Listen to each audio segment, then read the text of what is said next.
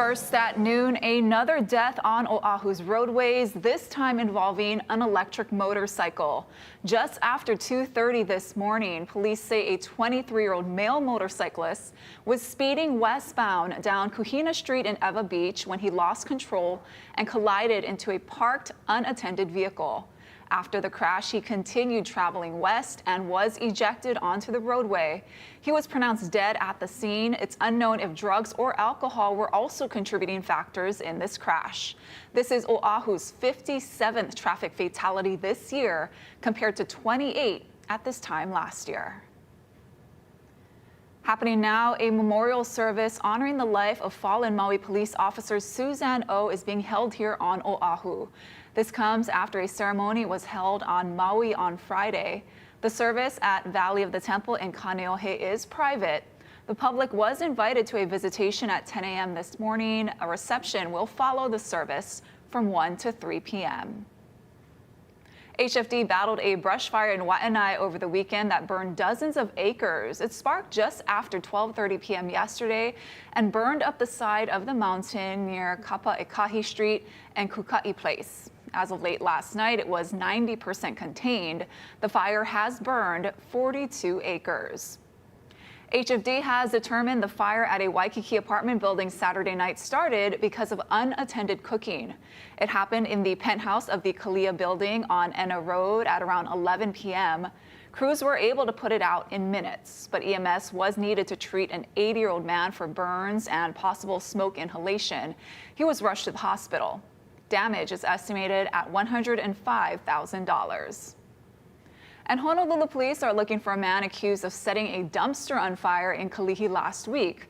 Police say the man was identified on surveillance video and police recognized him because he's been arrested before. Video shows him throwing an unknown item into the dumpster just before it caught fire on Friday morning. A nearby vehicle was damaged. Total damages are estimated at $7,000. Meanwhile, we're learning more about the man accused of starting 2 fires on Oahu this month. Several people who know Antonio Vieira have made a range of accusations against him, but one person familiar with him says they're all false. Ben Gutierrez has more. 2 arson arrests in 1 week. There's quite a history of arsonists being repeat offenders. They set multiple fires. That appears to be the case with alleged arsonist Antonio Vieira. The 70-year-old is accused of starting a fire in Kunia and then another at Pua'ena Point Beach Park in Haleiwa. He was arrested that day and released on bail, but was then detained again on Friday. Police say that's when he briefly refused to leave his home, but eventually complied and was taken into custody. It's not all that surprising that he got arrested twice in a week. Retired Honolulu Deputy Police Chief John McCarthy was once the head of the department's arson unit. He says arsonists often get a thrill out of setting blazes. It's just a sick sort of thing. It's a perversion of sorts. McCarthy also mentioned arson investigations are complex because oftentimes evidence is destroyed in the fire. Say at a burglary or theft scene, there might be fingerprints or DNA left behind. Here, odds are that's going to be destroyed in a fire, either the heat itself or the flames. So, it starts getting less and less of a chance that you're going to catch that arsonist. Vieira filed wrongful termination lawsuits against 2 former employers. One of them is the Keoneana condos in Waikiki, where he was a maintenance supervisor. He claims he was fired after he reported gambling among coworkers and reporting maintenance projects that were unpermitted or were against the rules. But several residents there accused Vieira of purposely damaging a common restroom and sabotaging the elevators. Sometimes this kind of outward aggression is a way of trying to get a cry for help. One Keoneana resident who didn't want to be identified argues that all of the accusations from other units are false, that many other residents liked him, and he does not believe he started the fires. Vieira also has a similar lawsuit for another apartment building where he worked. Both management companies deny his accusations. Meantime, a mental health expert explains there could be several reasons why someone would want to start a fire. Is this person seeking some kind of thrill from this act, watching a small fire escalate? Are there any antisocial personality traits here? Is this an individual just looking to cause havoc into the community? Vieira's bail is set at $50,000. He's due back in court on Tuesday. Ben Gutierrez, Hawaii News Now.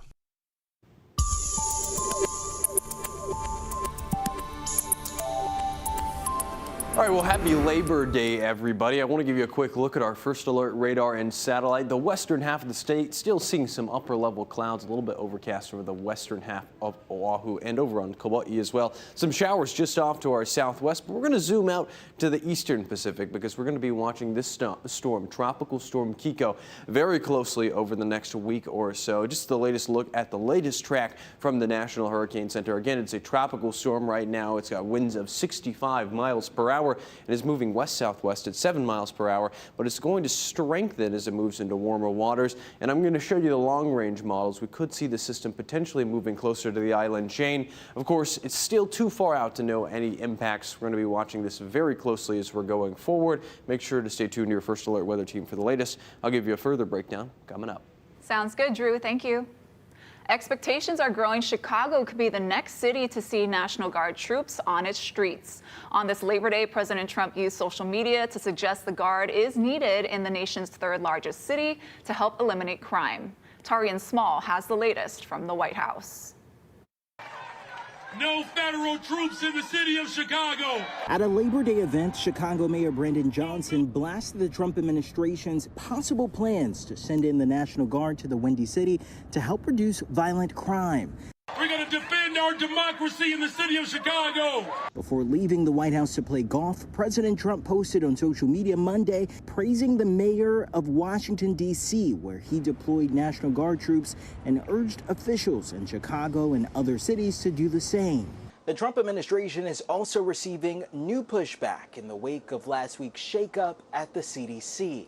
Following the firing of CDC Director Susan Menarez and departure of several other top officials, 9 former directors and acting directors of the agency wrote an op-ed published in the New York Times Monday. The group of both Republicans and Democratic appointees raised concerns about Health and Human Services Secretary Robert F. Kennedy Jr.'s oversight of the department and the CDC, writing, quote, "We are worried about the wide-ranging impact that all these decisions will have on America's health security," adding, quote, "This is unacceptable and it should alarm every American regardless of political leanings." They want to see Congress exercise its oversight authority over HHS, and that would include calling a hearing to interrogate Secretary Kennedy as to what is happening and why. The CDC upheaval comes ahead of a meeting scheduled for later this month of the Advisory Committee on Immunization Practices, which makes recommendations to the CDC about vaccines. Torian Small, CBS News, the White House. Meanwhile, President Trump announced today that he's awarding former New York Mayor Rudy Giuliani the Presidential Medal of Freedom, the nation's highest civilian honor. This comes 2 days after the president's political ally was badly injured in a car crash in New Hampshire in which he was a passenger.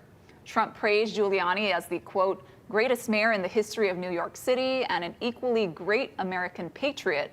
Giuliani was disbarred as an attorney in New York and Washington after he was found to have repeatedly made false statements about Trump's 2020 election loss. He was also criminally charged in Georgia and Arizona over his role in the effort to overturn the 2020 election, but has denied the allegations.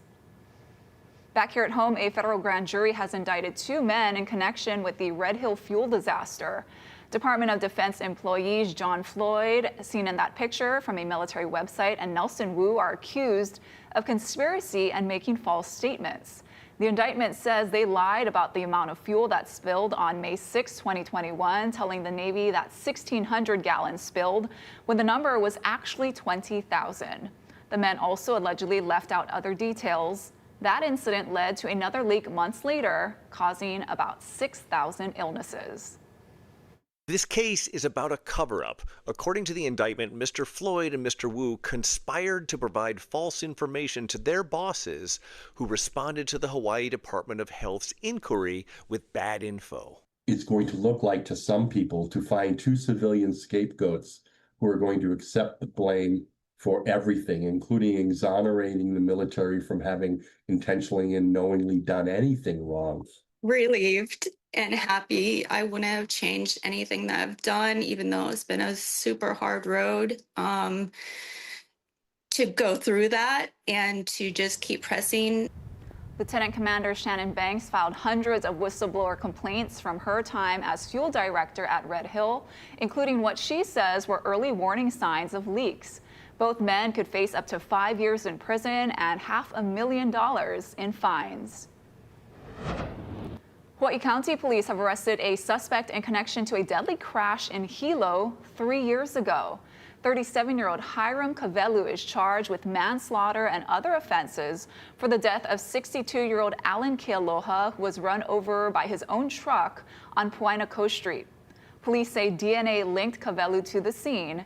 He's also charged with 6 other offenses, including robbery and burglary for a January home invasion in Keaukaha. Now a resident of Washington, Kavelu was arrested as he arrived on a flight in Kona last week Thursday. Kavelu is being held without bail and is due in court this week. Maui police are on the hunt for multiple thieves after an ice cream shop was targeted twice. The burglaries were caught on camera. You can see 2 men using a crowbar to pry open the shop's van a few months ago. The thieves took a generator and damaged a Starlink that was in the vehicle. The incident amounted to $4,000 in damages. Then earlier this month, a similar break-in happened, but to the company's vending machine. The second incident cost the company $5,000 because the machine's door is broken and all of the ice cream in it melted. It's constantly happening throughout Maui, not just in the harbor shops, but it's a lot of small mom and pop businesses that are being broken into. And we're busting our humps trying to make a living, and we employ a lot of residents and local people. If you have any information about these incidents, please contact Maui Police. And if you applied for housing support through Maui County's Ho'okumuho program, you might want to double check and make sure you applied through the county and not a third party. The county says they've gotten reports of real estate industry representatives falsely claiming that they can pre-qualify clients for the Home Buyer Opportunity Program. Applications can only be done through the county's Office of Recovery. If you are a suspect of fraud or you believe you are, you're encouraged to report it to the county.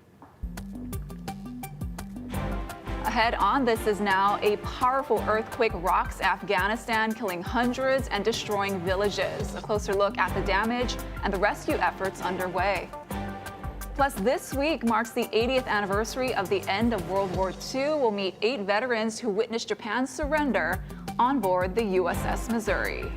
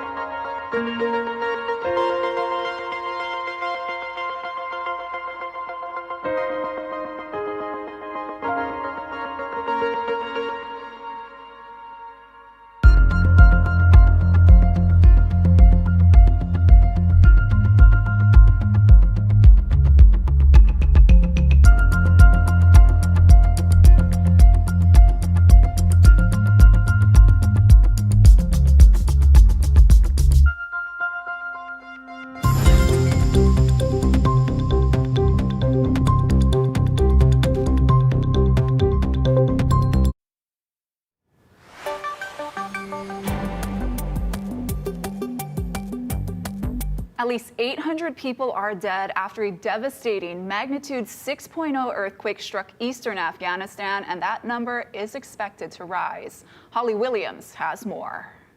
The quake hit just before midnight, shaking a remote region in the mountains.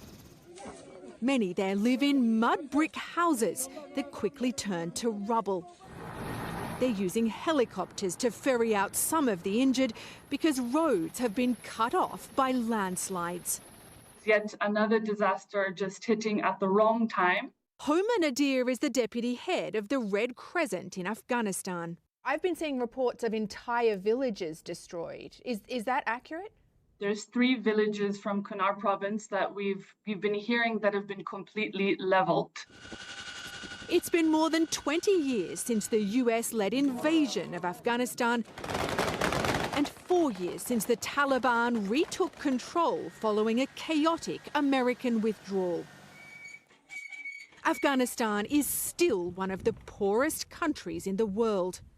Homa Nadir told us cuts to US aid will hamper the relief effort. We're always expecting these disasters to happen, but it feels like in Afghanistan, people really don't get a chance to just breathe. Holly Williams, CBS News, London. A powerful ceremony last night at the battleship Missouri marked the 80th anniversary of the end of World War II. The commemoration honored 8 veterans who were on board the Missouri when Japan officially surrendered on September 2nd, 1945. Dignitaries, military leaders, and community members gathered to reflect on sacrifice and celebrate the peace forged on the deck of that historic ship. That brought the conclusion to World War II. September 2nd, 1945 is more than just a day that marks the end of a period of devastation and the start of a period of peace and reconstruction.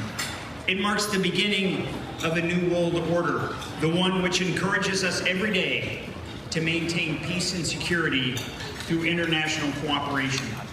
Casey Lunn served as MC for last night's event, and he'll be live at the Mighty Mo tomorrow to mark the official milestone and show us how Hawaii and the world are remembering the history that was made that day.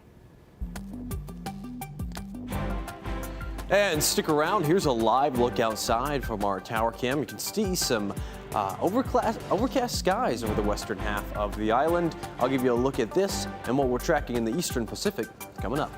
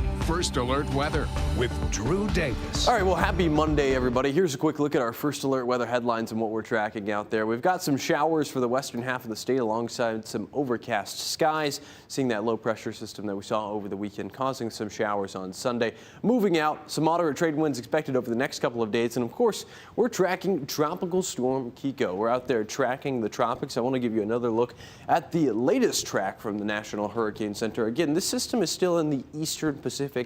It is not a Hawaiian name. It was named on the Eastern Pacific list of names and is expected to continue moving off towards the west and northwest, getting to Category 2 strength by the time we get to around Wednesday, and then continuing to move off towards the west and northwest. The latest tracks from the models actually bringing it closer to the island chain, but there's a few caveats that we got to talk about. There's cooler waters, of course, protecting the island chain. This is cooler than normal water out there right now, which will inhibit further development as it gets closer to us. So we're going to have to watch that pretty closely. Again, here's the system. If it continues to move off to the west and northwest, it's going to move into that cold pool before it gets closer.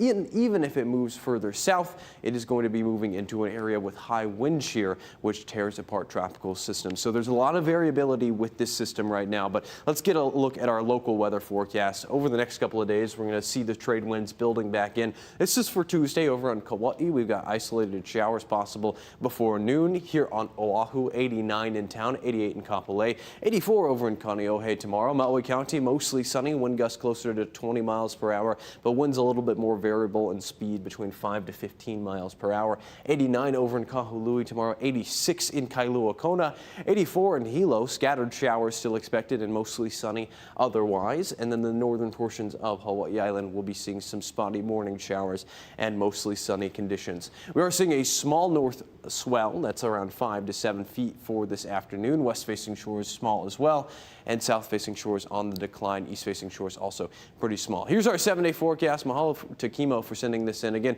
for Labor Day, still going to be pretty cloudy out there. About a 30% chance for showers.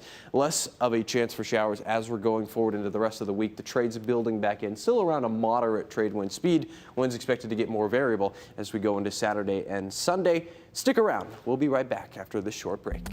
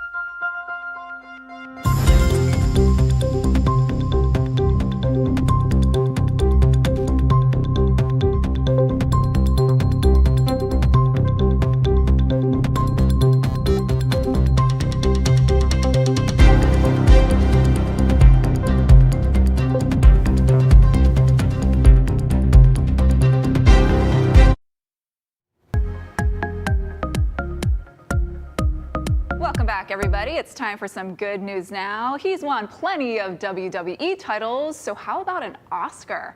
Dwayne Johnson takes the lead in The Smashing Machine, which has its world premiere today at the Venice Film Festival.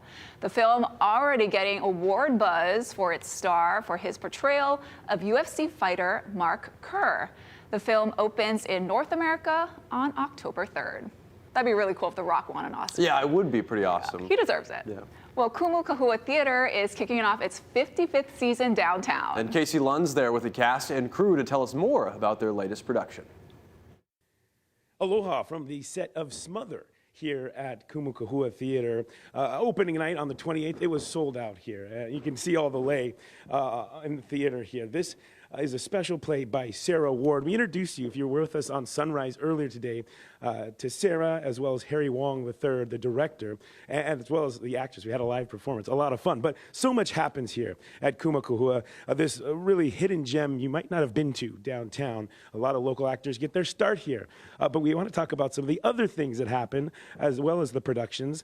I want to introduce Jason Konda with us. He's on the board, as well as Pei-Ling Gao. She's a choreographer for Naive, coming up, your show in October. We'll talk about that in a moment. But I want to talk about some of the workshops and some of the other things that happen when the productions aren't here, Jason. Tell me a little bit about Dark Night. So the Dark Nights at Kumu Kahua are, I think, a hallmark of a thriving theater community. We get people in here to see performances that they wouldn't ordinarily get to see as a part of the season. So one of those coming up is Naive, a new dance by Pei-Ling Gao. Yeah, and I want to talk to Pei-Ling, the choreographer for Naive. Tell me a little bit about the show, but also just what a special place, a resource that we have here for local theater. Yeah, I really appreciate they are really accommodating this space for me and for my company. This will be my third home season presenting here at the Kumu Kahua Theater Dark Night series. And Naive is a piece that I bring a beginner's mind into my choreographic process and choreographic thinking. And I'm choreographing to Bach's Goldberg's variations. So there are beginning and an end. There are 30 variations in between.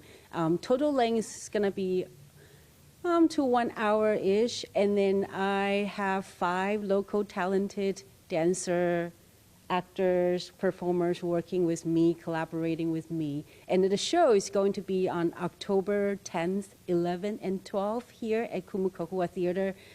Friday, Saturday is at 7 o'clock, and Sunday is at 4 p.m. Very good. And again, the season opener that's running now, Smother, that runs for another 4 weeks. If you want tickets to go, you want to learn about all the wonderful things that happen here at Kumu Kahua Theater. kumakahua.org for all the details. We'll send things back into the studio for now. Thank you, Case. It's always great to support local theater. Absolutely, and they have such great shows there, too. Yeah, they really do. All right, let's take one last look outside. If you have the day off today, congratulations. Hope you're enjoying it. Thanks for watching. Aloha.